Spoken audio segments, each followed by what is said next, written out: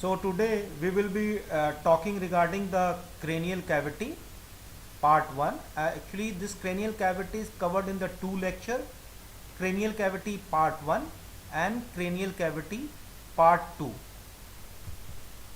We will be talking regarding over the following heading: introduction, contents of the cranial cavity, general consideration. In the general consideration we will talk regarding the important bony landmark and about the meninges. Meninges, not all the meninges, not in the detail, but yes, of course, dura mater in detail. We will understand dura mater's concept in detail. Dural folds, dural venous sinuses also, and blood supply of the dura mater, then nerve innervation of dura mater, and clinical anatomy.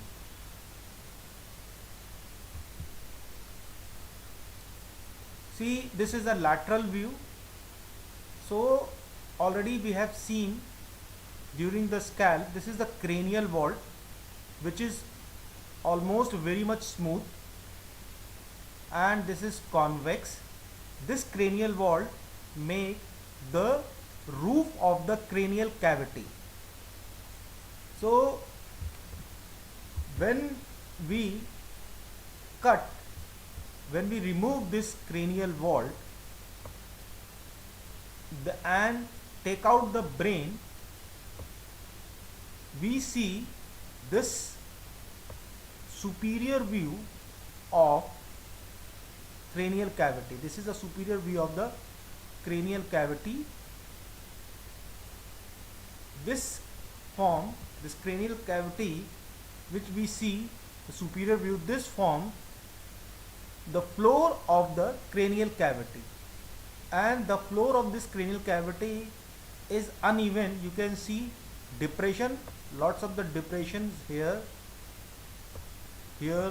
lot of the depression you can see here also, see lot of depressions, and the elevations, you can see the elevations also. This is the elevation, this is the elevation. So this surface is not means smooth, this is uneven, and this uneven surface gives anterior, means divided in a three different fossa: anterior cranial fossa, then middle cranial fossa, this middle cranial fossa, and posterior cranial fossa. Then we see another about the contents. Yes, the contents, and in the content we see this brain, a very much important, meninges and CSF, venous sinuses, pituitary gland, all cranial nerve, and 4 petrosal nerve. Part of arteries, the following artery: internal carotid artery, vertebral artery, middle meningeal artery. Remember here, just see, I have used the word part. Okay, so not as a full, only the part of these following arteries are present in the cranial cavity, and trigeminal ganglion. Meninges that are covering the brain, or you can say lining the brains, are pia mater, arachnoid mater, dura mater. Here we can see the arrangement of these meninges in relation to the brain from inside to outside. So here we can see this is the brain, and we can clearly make out the difference between the white matter. See, this is the white matter, and here is the dark one, is the gray matter. So this is the brain. From moving inside to outside, the first layer is the pia mater. Now this pia mater is very much tightly adherent with the brain, with no any space here, no any subpial space. Then we see here is a space which is known as subarachnoid space. This is filled of CSF, cerebrospinal fluid. So we can say that the brain float over the CSF. Then next layer is an arachnoid one. Here is an arachnoid matter, and then we see a layer which is dura mater. So this dura mater is an outermost part, and it is, we can see the layer of the dura mater. It is double layered. This is double layer. You can see this is an outer layer. Okay, this is an outer layer, and this one is the inner layer. So this is double layered, and here we can see the skull bone, and we can see the emissary veins, how the emissary veins, and this emissary vein is draining in the sinus, and this is the dural venous sinus. Here is the dural venous sinus, and we can see the skull bone. So this is the skull bone, and this is the inner table of the skull bone. This is the inner table of the skull bone, and this is the outer table of the skull bone. Then over to this outer table of the skull bone, from here to here, we can see the arrangement of scalp, SCALP. So you are already gone with this lecture of the scalp. So here you can see the arrangement of the scalp from inside to outside. We can see scalp arrangement from deeper to superficial. We can see here this is pericranium. We can see the pericranium or outer periosteum. Then we can see here the next layer, just here. This is a loose aponeurotic tissue. Then we can see this one is little bit denser one. This denser one is aponeurosis, Galea aponeurotica or epicranial aponeurosis. Then over this epicranial aponeurosis we can see the blood vessel, large blood vessel over it. Then moving further ahead, moving more superficially, then the layer is connective tissue. We say about dense subcutaneous tissues here. Then skin. So outermost is the skin. This is the arrangement in the scalp that we have seen during our lecture. So now about the this meninges, the arrangement, just remember the mnemonic pad, PAD, pad, pia, arachnoid, dura. This dura mater is a non-vascular membrane and terminate at the level of S2, second cervical vertebra. So this dura mater, here we see it's a double layer. This one is an outer layer, and this one is the inner layer. Outer layer is known as endosteal layer, whereas the inner layer is known as meningeal layer. Now these two layers are they are having a space in between these two, and this outer part, this outer layer which is tightly bounded or adherent with the inner aspect of this cranial bone here, without any space in between. And then as moving outside, this is the skull bone, and this skull bone, we can see this is it has a two table. This is the first table, and this one is the second table.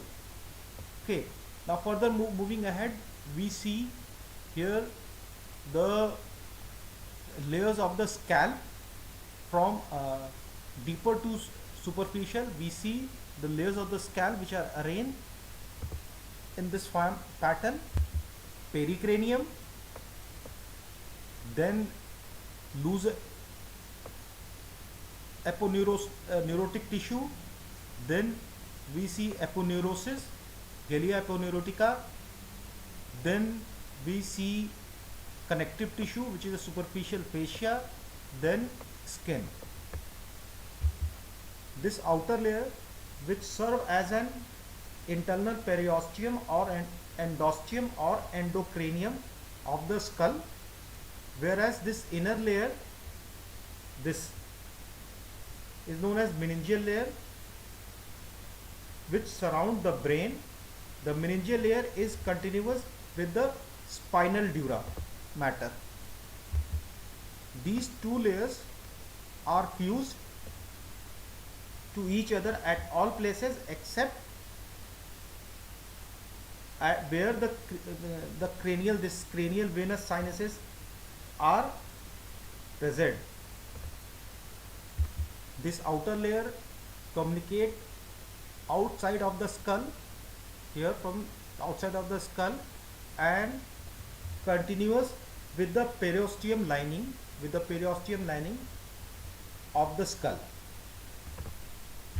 It is tightly bounded with the inner aspect of the cranial bone without any space, and this tightly binding is much higher mark at the point of the suture, any suture, and at the base of the this cranium, and at the foramen magnum. This outer endosteal layer communication outside of the skull can be understood in another image. Here we can see the suture here and outer endosteal layer of the dura mater, and here at the suture, this endosteal layer of dura mater, it moves out of this cranial cavity and over the skull bone. It continues with that of the periosteum, and at the point of the foramen, assume this as a foramen. So this outer endosteal layer, it moves out of this foramen and continues outside of the skull with that of the periosteum. And here at this foramen, say any nerve is moving out, of this foramen, say this nerve is moving out of this foramen, and this layer of this nerve, this is a epineurium. This is an epineurium.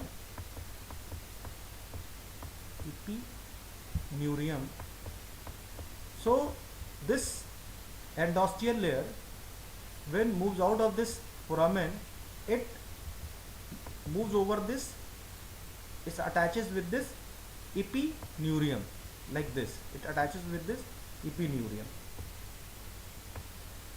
like this. It attaches with this epineurium. Whereas in the orbit, see this in the orbit, this optic nerve. So this is an optic nerve, you can see optic nerve, and this is a dura mater. So this matter is over this optic nerve. Later on we see this is a sclera.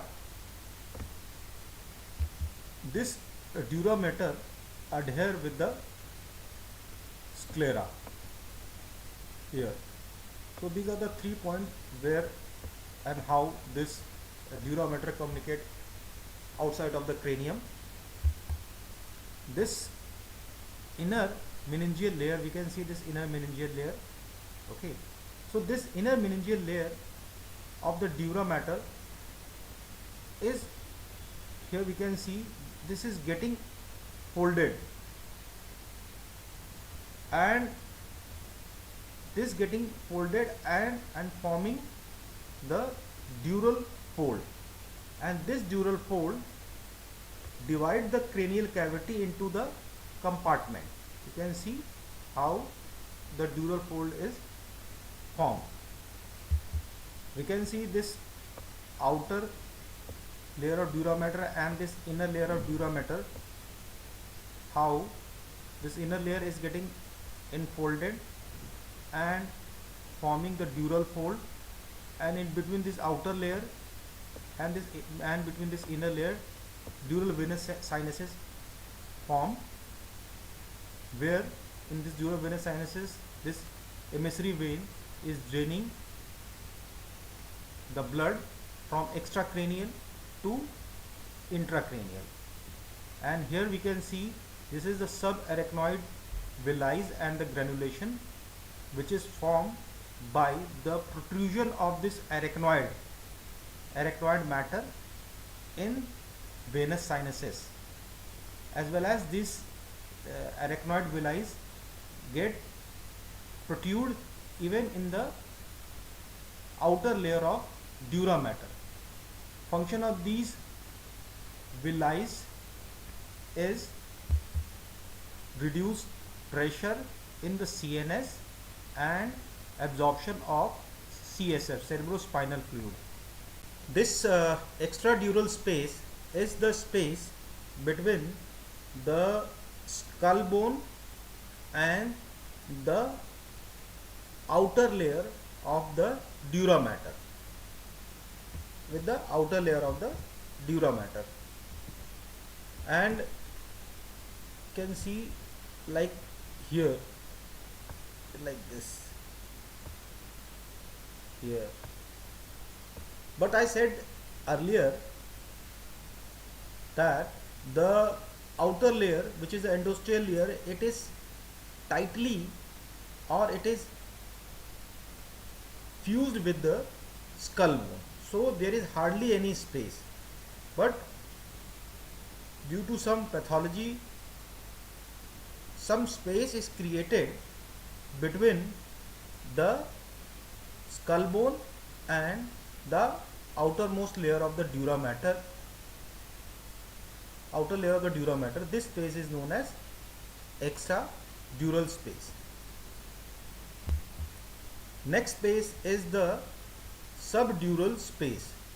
So subdural space is the space between the inner layer of the dura mater, this is a meningeal layer, and the arachnoid layer. So this space is the subdural space. Next space is the subarachnoid space. This subarachnoid space. So the subarachnoid space is the space between the arachnoid layer and the pia mater. Here you can see this is the pia mater. This is the pia mater, and this is the arachnoid matter. So this space is the subarachnoid space, which is filled with the cerebrospinal fluid, and there is no any subpial space. There is no any subpial space because the pia mater is tightly adherent without any space with the brain. After removal of the brain, this is what we see is the floor of the cranial cavity. This is the floor of the cranial cavity, and this floor of the cranial cavity divided into anterior cranial fossa, middle cranial fossa, and posterior cranial fossa. So this anterior cranial fossa, which is in blue color, this anterior cranial fossa anteriorly by the frontal bone. This is the anteriorly by the frontal bone, as well as on the side also by the frontal bone. Okay, this frontal bone, this is the crest, this is the frontal crest, this is the frontal crest, and posteriorly here we see this is the posteriorly by the lesser wing of sphenoid. This is the lesser wing of sphenoid. Okay, and this is the now this I'm talking, this one is the anterior clinoid process. Okay, as well as the anterior margin here, anterior margin of sulcus chiasmaticus. Okay, so similarly this is of the left side and similarly of the right side, anterior clinoid process, then lesser wing of sphenoid. This is the posterior margin of the anterior cranial fossa. Middle cranial fossa, here this in the orange color is the middle cranial fossa. It has the boundary, so the boundary anteriorly it is limited by the posterior margin of the anterior cranial fossa, and laterally here the laterally is by the greater wing of sphenoid. So this is the lesser wing of sphenoid and this greater wing of sphenoid. Okay, as well as antero-inferior angle of the parietal bone, this parietal bone, and this squamous part of the temporal bone, squamous part of the temporal bone. Whereas the posterior margin of middle cranial fossa is limited by the superior, this is the superior border of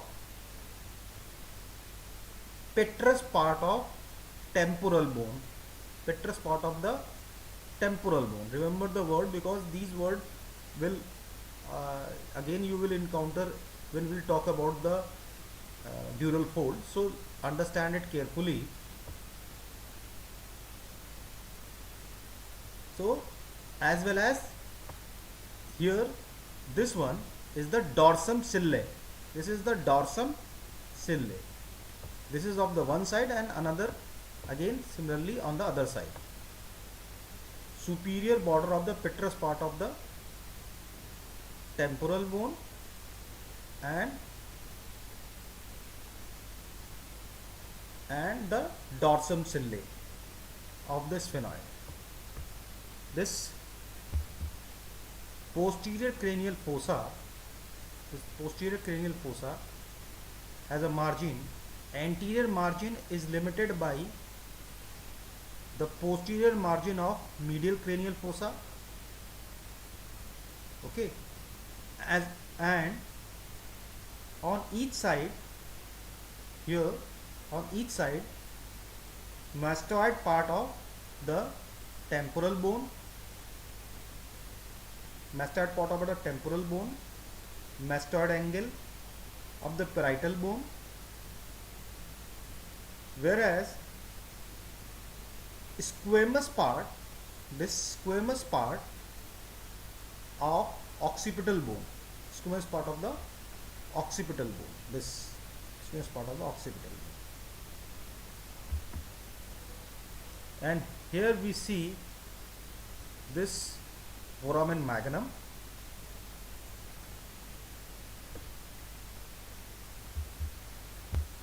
In this image we can clearly see the different bones which are clearly demarcated with the different colors. and you can clearly see frontal bone, ethmoidal bone, sphenoidal bone, sphenoid. You can see this sphenoid. You can clearly see the temporal bone, and you know already, you know this is the petrous part of the temporal bone. Now parietal bone and occipital bone. Here you can see this is the crista galli. This is the crista galli, and this is the cribriform plate. Because cribriform means it is a porous in nature. You can see this is porous. So this is cribriform plate. Okay.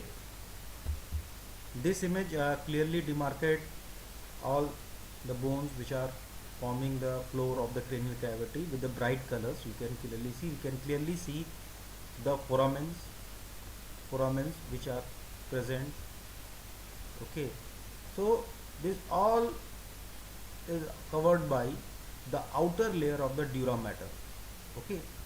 And the dura mater protrude out of the skull from these foramen. The outer layer of the dura mater, which is the endosteal layer, which is protrude out of this foramen and attaches with the sheath of the nerve, which is coming out of this foramen. Image of this sphenoidal bone. This sphenoidal bone is enlarged in the next slide, in this slide, because it has a few important bony landmarks, and these important bony landmarks where the attachment of the dural fold, pars cerebri, tentorium, cerebelli, diaphragm cillae. These dural folds have attachment in these important bony landmarks. So understand these bony landmarks, because if you able at that time you able to understand in the correct manner where it is attaching. So just see this important bony landmark. Anterior clinoid process. You can see this anterior clinoid process. Okay. This is the chiasmatic sulcus. Okay. And this one is the dorsum cillae. This is the dorsum cillae. This one is the dorsum cillae. This depression, here you can see that this depression, this is the hypophyseal fossa. This is a hypophyseal fossa where the pituitary gland rest. This hypophyseal fossa. Then posteriorly you can see this is the dorsum cillae. This is the dorsum cillae. You can see this is the dorsum cillae, and this one is the posterior clinoid process, both sides, like similarly anterior clinoid process both side, this side as well as this side. So now to see different part of the brain, because in these part this dural fold insert. Okay, so first let's see where is this is the longitudinal fissure. Okay, this is the longitudinal fissure which is dividing the cerebral hemisphere into two parts, left and right. So left cerebral hemisphere and right cerebral hemisphere by the longitudinal fissure. This is the frontal lobe. Okay, here is the temporal lobe. This is the cerebellum. So it sometimes it maybe confuse a person get confused in the cerebellum and cerebrum. So cerebrum, RUM, is on the top. Okay, where is the bell is below. Bell is below, rum at the top.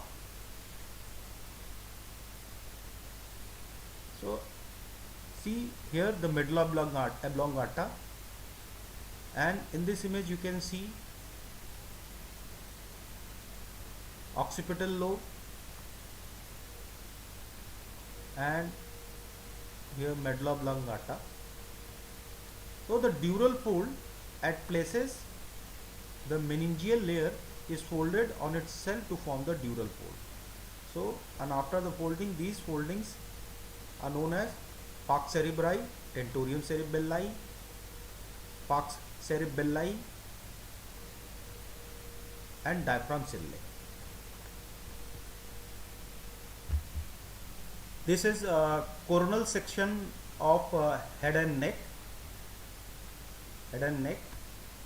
This is a cadaveric view, and here you can see very well how these dural folds are dividing the cranial cavity in the compartment. See, here we see a superior sagittal sinus. Okay, this superior sagittal sinus, and here we see falx cerebri. This is the falx cerebri, which is present in the longitudinal fold between the two cerebral hemisphere. Okay, now this falx cerebri, then here we see straight sinus, then we see another, this is a tent like, you can see this is a tent like structure. This is known as tentorium cerebelli. This is tentorium cerebelli, and this tentorium cerebelli is tent like. Okay, it's like a tent, that's why the term tentorium is used. And this is, here we see another falx. This is falx cerebelli here. So between this, dividing this cerebellum into two like this. Okay, this is falx cerebelli. So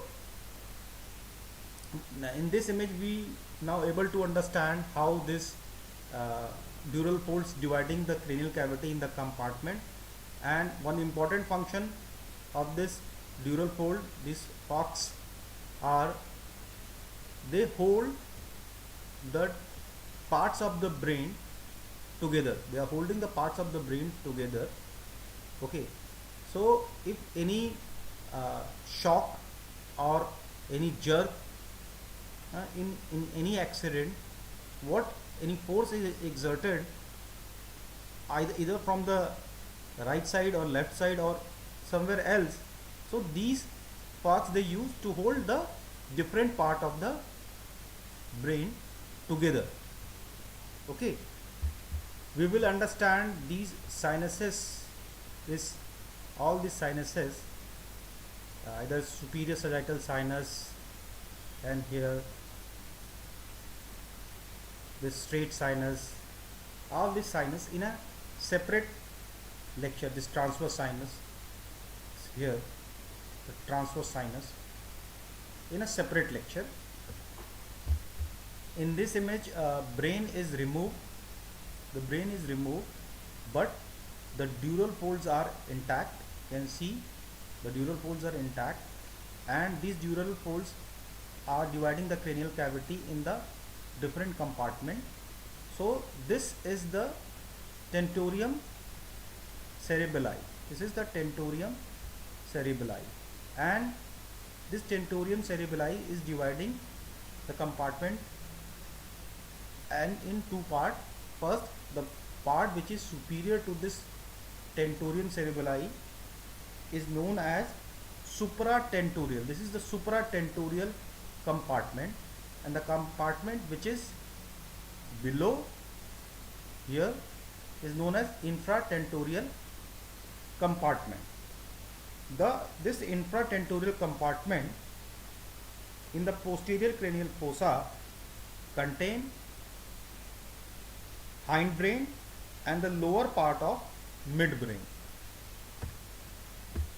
Here we can see all these four dural folds together, and this one is the falx cerebri, you can see the falx cerebri. You can see the tentorium here, the tentorium cerebelli, and you can see the falx cerebelli, and here you can see the diaphragm cilia, the diaphragm cilia.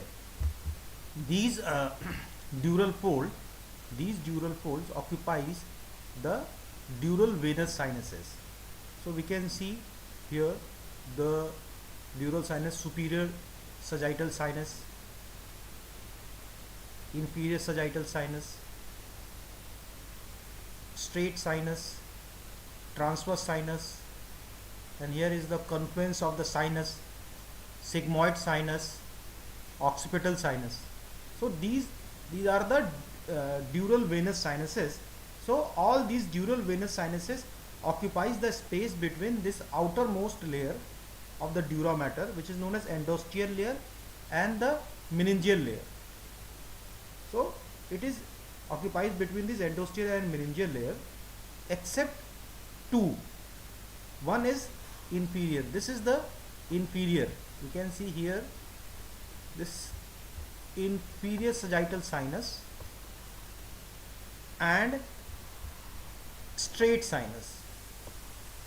This inferior sagittal sinus and straight sinus are enclosed in the meningeal layer.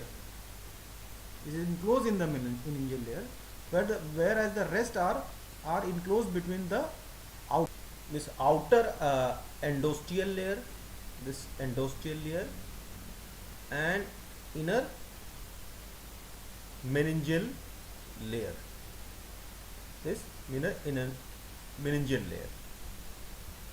So this dural venous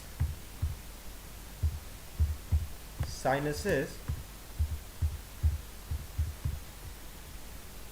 have few important following points that you have to remember. First, they are lined by the endothelium. You can see this the lining of these dural venous sinuses are of endothelium, and they do not have muscular coat and wall. They collect the blood from brain, meninges, diploics, that's from the skull, bone, and from internal ear and orbit. They absorb the CSF and they receive blood from valvulus emissary vein, the emissary vein which is connecting extracranial with intracranial. So they collect the blood, venous blood, from emissary vein, and this emissary vein, see this emissary vein, they are collected by this here, make it with, so this is the emissary vein, so we have to draw in the blue color.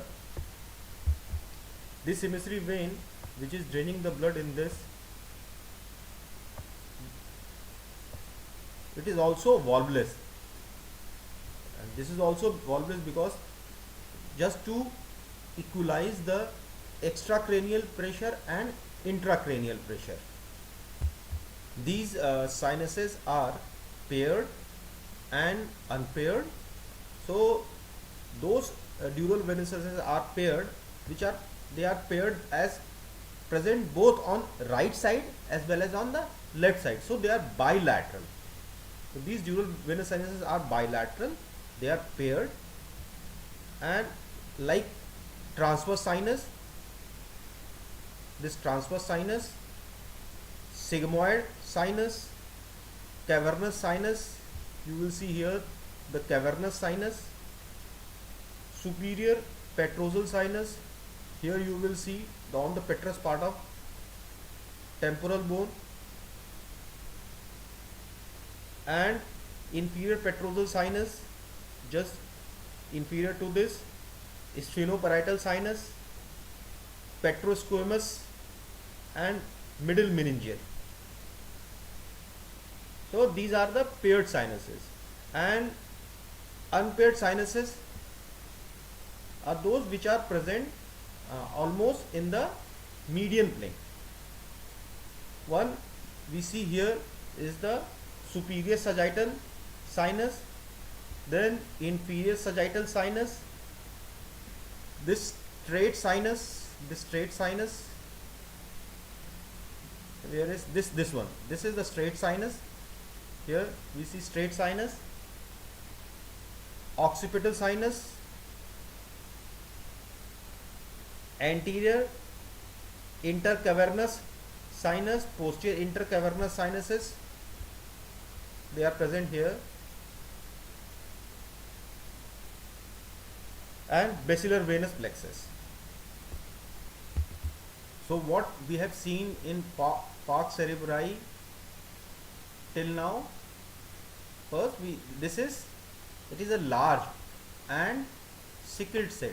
It is a large and sickle shaped, and it is formed by the reduplication.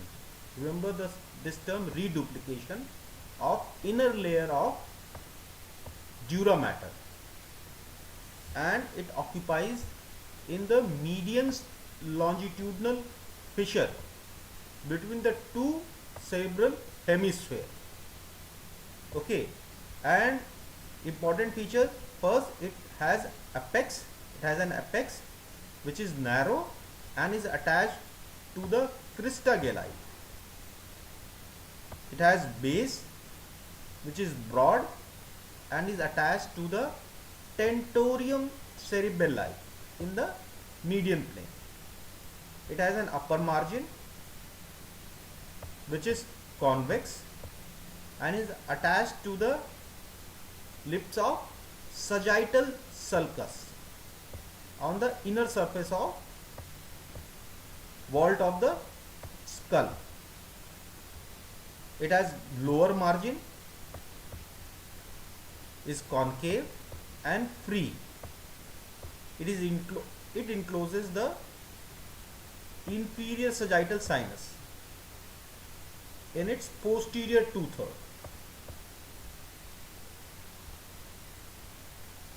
Right and left surface of this falx cerebri are related to the medial surface of the corresponding cerebral hemisphere. Now sinuses enclosed in it, first superior sagittal sinus on its convex margin, inferior sagittal sinus in posterior two-third, straight sinus within the junction of falx cerebri with the tentorium cerebelli in the median plane. You can see the apex of this falx cerebri here over the crista galli. This is a superior margin. This is all the superior margin, and this one is the inferior margin. This is the inferior margin. This is the inferior margin, and this is the base. This is the base which is attached, with the tentorium cerebelli here in the median plane. Broad base, tentorium cerebelli. It is a tent shape. It is reduplication of inner layer of the dura mater, and the site is between the cerebellum and cerebrum. It's a tent shape. You have seen in the another slide where you have seen this tent shape tentorium cerebelli is giving a shelter to cerebellum. So that's why the term tent is used. Feature, it has two surface, superior and inferior. Superior surface give attachment to the falx cerebelli in the median plane. Inferior surface is concave to fit the superior surface, convex superior surface of the cerebellum. Two borders, one is attached and another is free. Attached border is attached on the either side to posterior clinoid process, lips of superior petrosal sulcus along the upper border of petrous temporal bone, lips of transverse sulcus of the occipital bone. Whereas the free border, this free border of tentorium cerebelli is U-shaped. Tentorial notch which transmit midbrain. Now it crosses the attached border at the apex of petrous temporal bone to be attached to the anterior clinoid process. Okay. Sinuses enclosed in the tentorium cerebelli are superior petrosal sinus, straight sinus. Here we see this is a tent shaped tentorium cerebelli. It has a two border. This one is an attached border and this U shape is a free border. This attached border here on the posterior aspect we see it attaches with the transverse sulcus, and this one is over the superior petrosal sulcus and attaches here with the posterior clinoid process, where this one is a free U shape. The sinuses of tentorium cerebelli are superior petrosal sinus, straight sinus and transverse sinus. Falx cerebelli, see we have seen the falx cerebelli. So this is the reduplication of inner layer.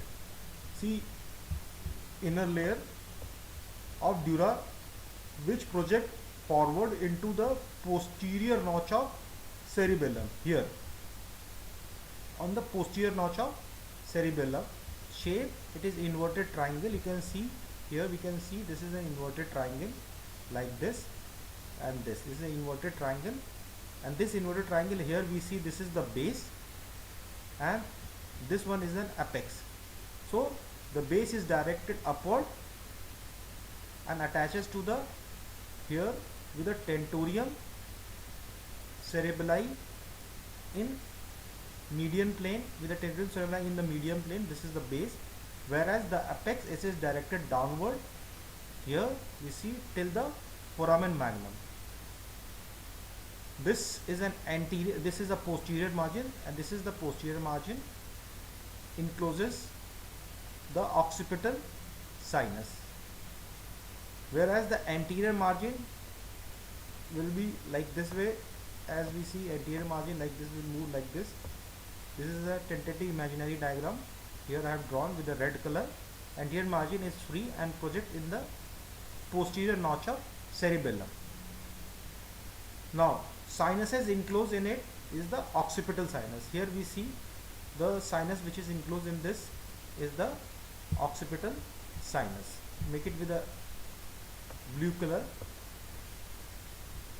Is occipital sinus. Cillae, diaphragm cillae.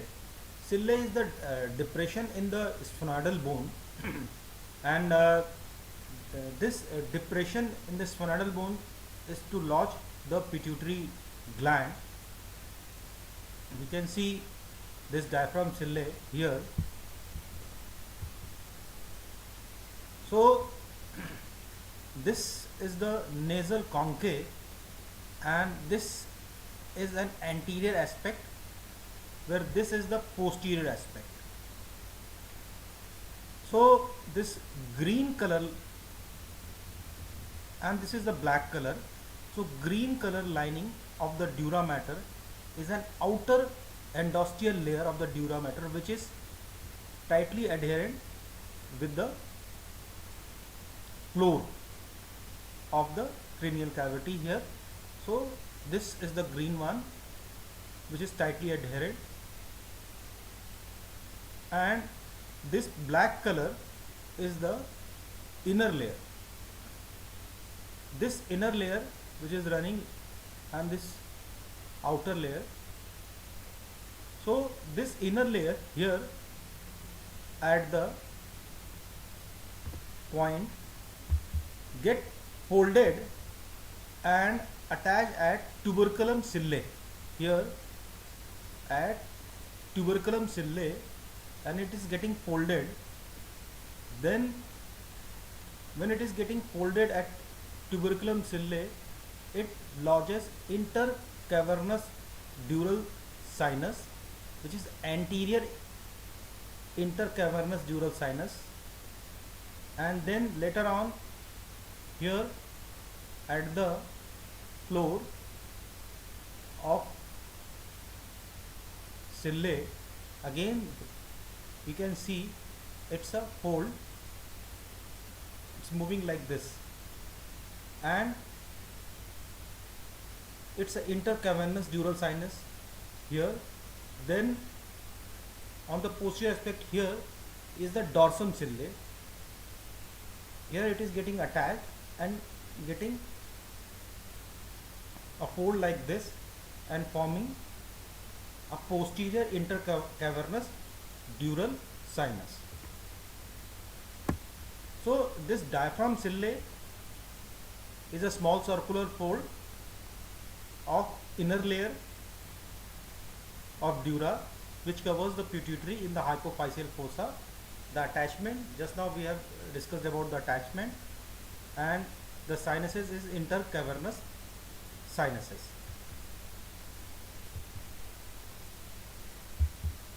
Cavum trigeminale. So cavum trigeminale here at the superior petrosal sulcus. This is the superior petrosal sulcus. Over the superior petrosal sulcus, this green color dura, which is an outer endosteal layer, and this black one is a inner meningeal layer. So this inner layer of the dura is getting folded to form a special space which occupying the trigeminal ganglia. Here you can see. Now let's talk about the nerve innervation of the dura mater. You can see this nerve innervation of the dura mater from anterior to posterior, superior to inferior. Now anteriorly, this falx cerebri been innervated anteriorly by anterior and posterior ethmoidal nerve, whereas here we see this falx cerebri been innervated by ophthalmic division of trigeminal nerve, whereas the posterior third of the falx cerebri here it's been innervated by nervus tentori of Arnold, whereas upper here we see it being innervated by upper cervical facial, is upper cervical facial, glossopharyngeal and vagus nerve. So this anterior cranial fossa, then this middle cranial fossa, A anterior, M middle, and P posterior. So anterior cranial fossa, this anterior cranial fossa floor, are talking regarding the floor. So the floor, anterior cranial fossa is supplied mostly by anterior and posterior. You can see anterior and posterior ethmoidal nerves, and partly by the maxillary nerve, whereas this middle cranial fossa is supplied by maxillary nerve and its anterior half, and by the branches of mandibular nerve and from trigeminal ganglia in its posterior half, whereas posterior cranial fossa, this posterior cranial fossa is supplied chiefly by recurrent branch from recurrent branch of first, second, and third,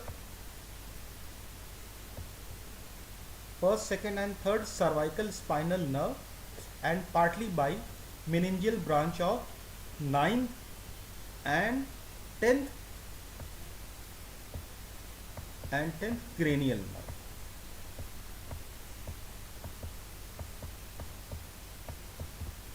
Whereas here in the vault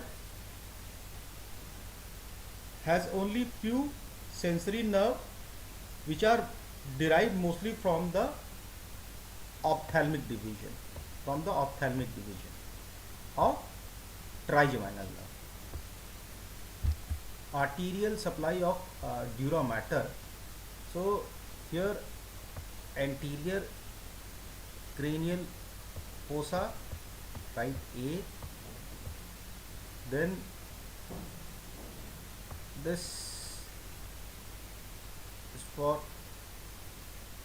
the posterior cranial fossa, and between anterior and posterior this is middle cranial fossa. See, this is external carotid artery, this one is an external carotid artery. Now this external carotid artery, as it is ascending up and giving the branch, this branch is anterior meningeal artery. When it enter in the brain, anterior meningeal artery, which is a branch of ethmoidal artery, which are the branches of maxillary artery. So in anterior cranial fossa, in middle cranial fossa, middle meningeal artery and accessory meningeal artery, which are the branches of external carotid artery. You can see these are the branches of external carotid artery. And in the posterior cranial fossa, posterior meningeal artery, which are a terminal branch of ascending pharyngeal artery and other meningeal branch from ascending pharyngeal artery, occipital artery, and vertebral artery. Clinical anatomy. So in the clinical anatomy, first we talk regarding the head injury. Head injury is often encountered in cases of RTA, road traffic accident. So in the road traffic accident, when it happened, head injuries happen, so there is a collection of the blood which is known as hematoma. So there is a collection of the blood is hematoma.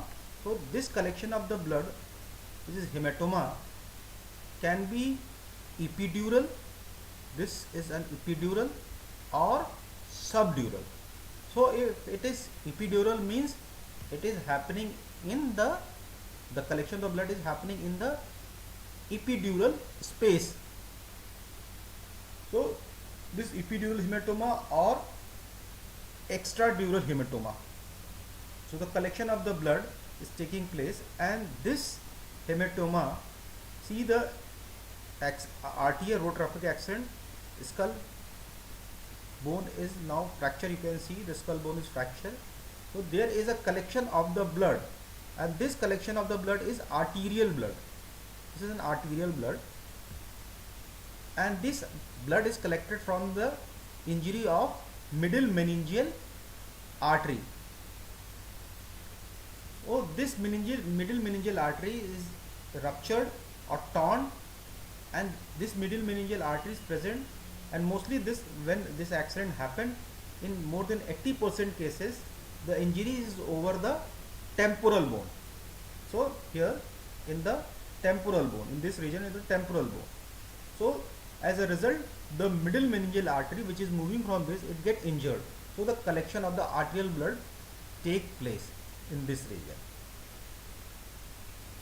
Whereas in subdural hematoma, the collection of the venous blood and the collection of the venous blood in subdural space, So this is venous in nature. The blood collected is venous blood.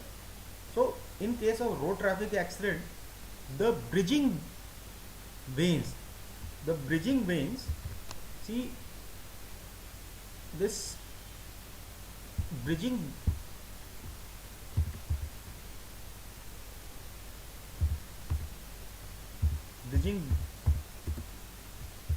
vein, they are torn, they injured. So the bridging veins are those veins which are moving out of the subdural space. So these bridging vein injured, and this happened because when some road traffic accident, a force is exerted in a such a high manner, in a such a big impact. As a result, these bridging veins which are moving out of the subdural space, they get injured due to shock. As a result, the venous blood is collected. Headache is a common condition, a very common condition, developed due to dilatation of intracranial or extracranial artery, or by the stretching or any impact over the dural fold, because dural folds are richly supplied by the nerve and are quite sensitive to the pain. Now we finishes the cranial cavity part 1. Thank you very much.